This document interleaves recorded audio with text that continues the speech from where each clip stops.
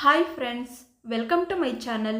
ನೀವಿನ್ನೂ ನಮ್ಮ ಚಾನಲ್ಗೆ ಸಬ್ಸ್ಕ್ರೈಬ್ ಆಗಿಲ್ಲ ಅಂದರೆ ದಯವಿಟ್ಟು ಈಗಲೇ ಸಬ್ಸ್ಕ್ರೈಬ್ ಆಗಿ ನಮ್ಮ ಚಾನಲ್ಗೆ ಸಪೋರ್ಟ್ ಮಾಡಿ ಫ್ರೆಂಡ್ಸ್.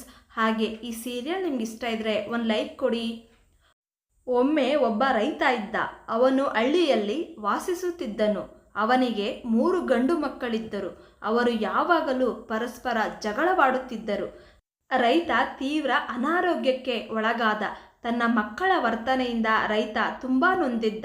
ಒಂದು ದಿನ ರೈತನು ಮಕ್ಕಳ ಬಳಿ ಬಂದು ಒಂದು ಕಟ್ಟು ಕಡ್ಡಿಗಳನ್ನು ತರಲು ಹೇಳಿದನು. ಅದನ್ನು ಮುರಿಯುವಂತೆ ಕೇಳಿಕೊಂಡನು. ಅವರು ತಮ್ಮ ಕೈಲಾದಷ್ಟು ಪ್ರಯತ್ನಿಸಿದರು, ಆದರೆ ಅವರಿಂದ ಮುರಿಯಲು ಸಾಧ್ಯವಾಗಲಿಲ್ಲ. ನಂತರ ರೈತನು ಕಡ್ಡಿಗಳ ಕಟ್ಟನ್ನು ಬಿಚ್ಚಲು ಹೇಳಿದನು.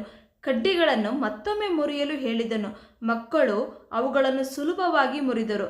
ಆಗ ರೈತನು ಹೇಳಿದನು, ನಾವು ಒಗ್ಗೂಡಿ ಇದ್ದರೆ ನಮ್ಮನ್ನು ಮುರಿಯಲು ಯಾರಿಗೂ ಆಗುವುದಿಲ್ಲ, ಮತ್ತು ನಾವು ಒಗ್ಗೂಡಿ ಇರದಿದ್ದರೆ ನಮ್ಮ ಏಕತೆಯನ್ನು ಯಾರೂ ಕೂಡ ಮುರಿಯಬಹುದು ಎಂದು ಹೇಳಿದನು.